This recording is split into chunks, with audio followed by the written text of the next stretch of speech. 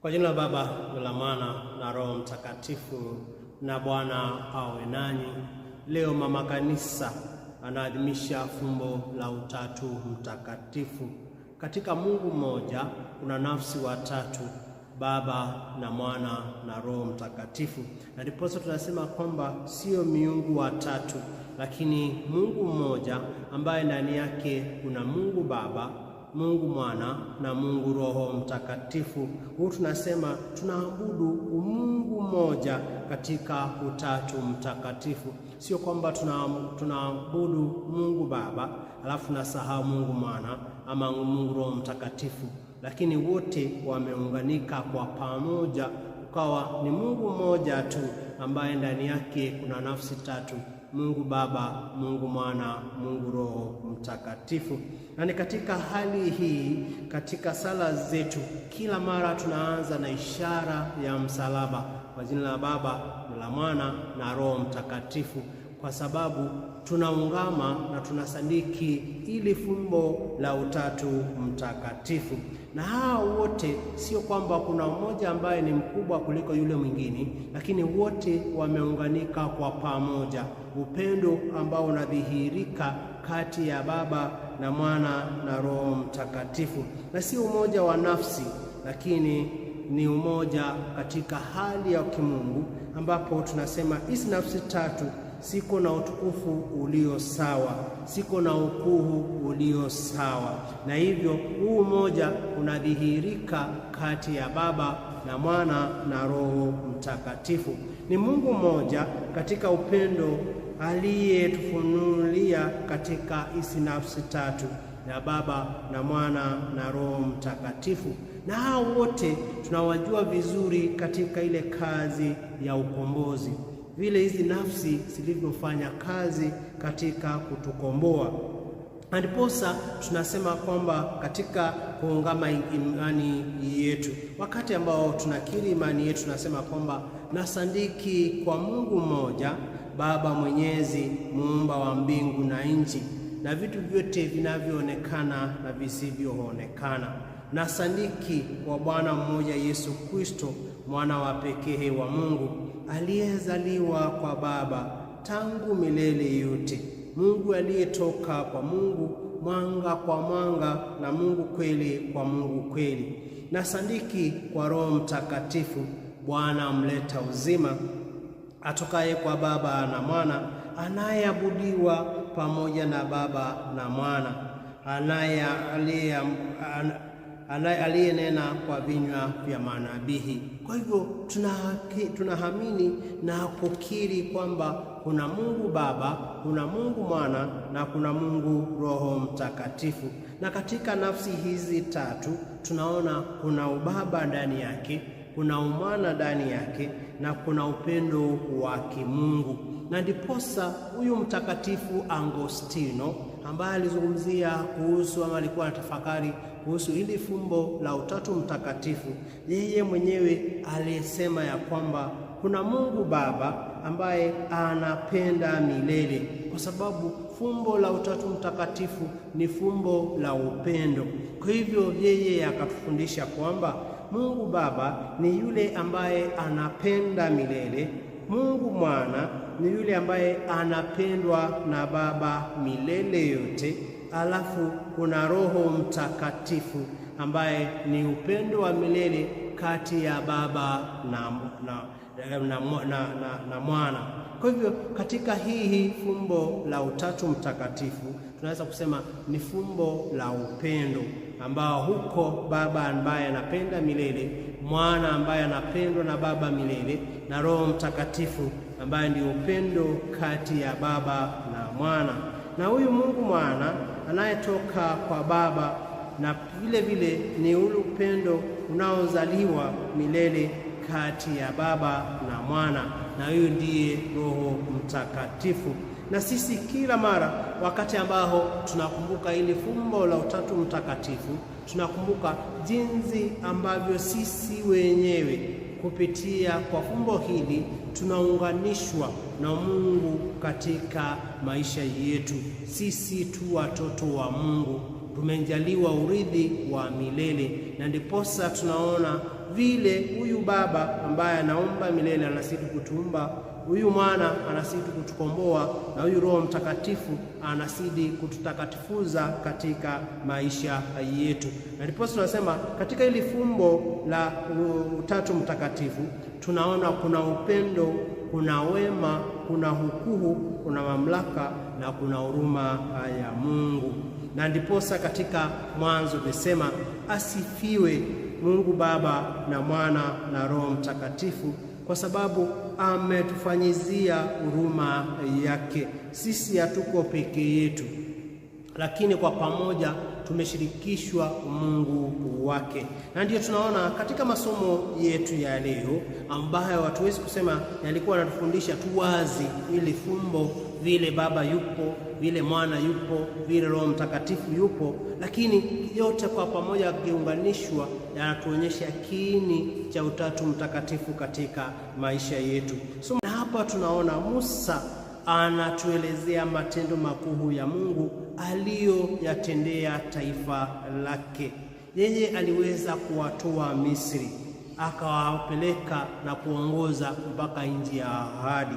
Hivyo hivyo katika hali hii aliwapatia amri zake na akawaambia kwamba waweze kuzishika, na hivyo hivyo waweze kuwa waaminifu mpaka mwisho. Kwa hivyo kuna huyu Baba ambaye ako na mkono hodari, ako na nguvu zote.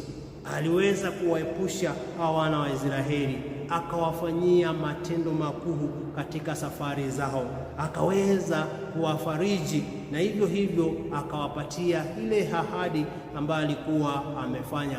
Baba ambaye ni mwenzi, Baba ambaye ako na nguvu, Baba ambaye anajali watu wake, Baba ambaye ako na huruma, Baba ambaye hayuko ili aweze kuwahukumu wale ambao wanakosa ama wanafanya kinyume na mapenzi yake. Ni huyu Baba katika Utatu Mtakatifu ambao tunasema ndiye Baba yetu, ndiyo yule ambayo tukimwomba kitu anatujalia. Ni yule Baba ambaye hahesabu makosa yetu, tukiomba msamaha anatusamehea. Ni yule Baba ambaye hataki tuteseke. Jinsi alivyowafanyia wana wa Israeli ndivyo anavyonifanyia mimi na anavyokufanyia wewe, kwa sababu tu watoto wake. Hebu nikuulize, ni mara ngapi ambao unaona Mungu Baba katika maisha yako? Unaona ubaba wake katika familia, ubaba wake katika ndoa yako, ubaba na ulinzi wake katika biashara zako. Mara nyingi tunasahau, tunadhania kwamba hatuna Baba, lakini yuko anatufanyia makubwa kama vile alivyowafanyia wana wa Israeli. Lakini mara ngapi ambao tunamsahau? Mara ngapi ambao tunaenda kinyume na sheria zake? Mara ngapi ambao tunashindwa kuwa waaminifu? Tuweze kuchukua uzito wa hiyo somo la kwanza, ili tuweze kuona Mungu Baba ambaye yuko ndani ya maisha yetu, anayetuangalia na kutujali kila wakati. Na hivyo ndio sababu msaburi anatuambia kwamba heri taifa ambalo Bwana ni Mungu wao, kwa kuwa neno la Bwana ni adili na kazi zake zote zitenda kwa uaminifu. Bwana usipenda haki na hukumu, nchi imejaa fadhili za Bwana. Kwa hivyo tuko na Baba ambaye anatujali, tuko na Baba ambaye yu pamoja nasi, na hivyo tukishika amri zake kila mara ataweza kutuinua, tutakuwa taifa lake. Paulo anatukumbusha kwamba Yesu ni mwana wa Mungu. Yeye alitoka kwa Baba, na hivyo ni Mungu Baba ambaye alimwezesha akawa mtoto wake. Na hivyo na sisi pia tu watoto wa Mungu katika Roho Mtakatifu, kwa sababu yeye yote anayepokea Roho Mtakatifu anafanywa kuwa mwana, na hivyo ako na uwezo kupitia Roho Mtakatifu kumwita Baba Haba. Kwa hivyo na sisi tulipokea Roho wa kufanya wana na sio watumwa, na hivyo tu warithi wa ufalme wa Mungu. Sisi katika Yesu Kristo ambaye alikuja kwetu, alitukomboa kutoka dhambi, alituweka huru na akatufanyisia tuweze kupata kiungo kimoja na yeye ndani ya Baba ambaye ndiye Baba wetu. Kwa hivyo basi, huyu mwana ambaye alikuja kwetu ametufanyizia tuweze kuwa watoto wa Mungu. Tumekubali kuwa watoto wa Mungu kupitia ubatizo wetu, lakini mara nyingi tunakataa kuwa watoto wa Mungu. Mara nyingi tunakataa kuongozwa na huyu Roho. Mara nyingi tunakataa kumuita Baba Haba, lakini tujua kwamba sisi tu warithi wa ufalme wa Mungu. Sisi tu warithi pamoja na Kristo, kwa sababu kama tuliteswa naye tunapata ushiriki wa uzima wa milele. Basi ndugu zangu, huyu Bwana ambaye alikuja katika maisha yetu ametuondolea dhambi zetu, ametuweka huru. Ni kitu gani kimekunasa katika maisha yako? Ni kitu gani kimekunasa katika ndoa yako? Ni kitu gani kimekufanya uweze kuwa mtumwa wakati ambao umetawekwa huru? Ni dhambi gani ambayo imekushikilia ukakuta umekuwa mtumwa? Hauwezi kutembea, kila siku ni hiyo dhambi, kila mara kuungama ni hiyo dhambi, kila mara inakutesa katika maisha yako. Tumewekwa kuwa wana, tukimuita huyu Baba Haba ataweza kuja kwetu, kwa sababu tu warithi wa ufalme wa mbinguni. Ni urithi gani ambao unaotafuta katika dunia hii? Ni urithi gani ambao unaotafuta katika ndoa yako? Ni urithi gani ambao unaotafuta katika kila hatua ya maisha yako? Tumepatiwa urithi wa kweli wa watoto wa Mungu, na kama tutakuwa na huyu Mungu, hakuna kitu chochote tutakikosa katika maisha yetu. Tumuombe atuinue, na hivyo hivyo hiyo hali ya kuita wana iweze kutimilika katika maisha yetu. Na hapa ni mahangizo. Yesu anapatia wanafunzi wake mahangizo ya kwamba waweze kwenda ulimwenguni mote wakahubiri, na hivyo hivyo wote waweze kubatizwa katika jina la Baba na la Mwana na Roho Mtakatifu. Waweze kubatizwa katika ile jina ya huyu Baba ambaye ameumba ulimwengu wote. Waweze kukombolewa katika jina Yesu Kristo ambaye alikuja kutuweka huru, na waweze kubatizwa katika jina la Yesu Kristo, yule ambaye anatusafisha katika maisha yetu. Ni kazi ambayo mimi na wewe tumeitwa tuweze kuifanya, na huu ndio uzito wa hii fumbo la Utatu Mtakatifu. Huyu Mungu Baba katika maisha yetu, kama nilivyosema, tunafanya ishara ya msalaba wakati ambao tunasema kwa jina la Baba, la Mwana na Roho Mtakatifu. Tunaungama ili fumbo la Utatu Mtakatifu, na hivyo hivyo tunaungama ili ukombozi wetu ambao tulijaliwa. Mungu Baba akatuumba, Mungu Mwana akatukomboa, na Mungu Roho Mtakatifu akatutakatifuza. Na sisi pia tunapatiwa kazi, tukikumbuka kwamba Mungu Baba anakuumba kila wakati. Tunataka neema za Mungu Baba. Anakuumba katika ndoa, anakufanya vizuri, anakuumba katika akili, anakuumba katika kazi, anasidi kukuweka sawa katika maisha yako ya kiroho, anasidi kutuunganisha vizuri ili tuweze kuwa taifa lake, tuweze kuwa watoto wake. Kwa hivyo kazi anafanya kila siku, na hivyo hivyo huyu Mungu Mwana anaendelea na kutukomboa katika maisha yetu. Dhambi inatutawala, lakini yeye amekuja ili atuweke huru. Yeye yuko aweze kuchukua hizo dhambi zetu, aweze kutubebea mizigo yetu. Yeye yuko ili tuweze kumwona akichukua dhambi zetu. Yeye yuko tusiweze kuwa katika giza, tuweze kuwa na mtu ambaye tunaweza kumuita Baba. Na huyu Roho Mtakatifu yuko katika maisha yetu kila siku, anakutakatifuza, anakuosha, anakuweka safi katika ndoa yako, anawapatia nguvu katika kazi, anakupatia uwezo katika sala zako, anakuweka sawa katika uhusiano ndani ya upendo. Yeye mwenyewe anakuwa mwanga katika maisha yetu, anakufanya kuwe radha.